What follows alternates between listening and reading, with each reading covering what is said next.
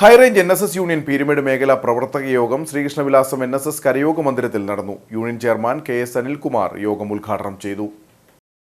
ലഹരിവിരുദ്ധ ബോധവൽക്കരണം, കരയോഗം, വനിതാ സമാജം, ശാസ്ത്രീയ സംഘങ്ങളുടെ പ്രവർത്തനങ്ങൾ, വിവാഹം, മരണാനന്തര ചടങ്ങ്, ആധ്യാത്മിക പഠന കേന്ദ്രം, വിദ്യാർത്ഥികൾക്കുള്ള പരിശീലന പരിപാടികൾ, ബാലസമാജം പ്രവർത്തനങ്ങൾ എന്നീ വിഷയങ്ങളെക്കുറിച്ച് യോഗത്തിൽ ചർച്ച ചെയ്തു. പീരുമേട് ശ്രീകൃഷ്ണവിലാസം കരയോഗ മന്ദിരത്തിൽ നടന്ന യോഗത്തിൽ union secretary PC Ajayan Nair അധ്യക്ഷനായി. യൂണിയൻ ചെയർമാൻ KS അനിൽകുമാർ ഉദ്ഘാടനവും മുഖ്യപ്രഭാഷണവും നടത്തി.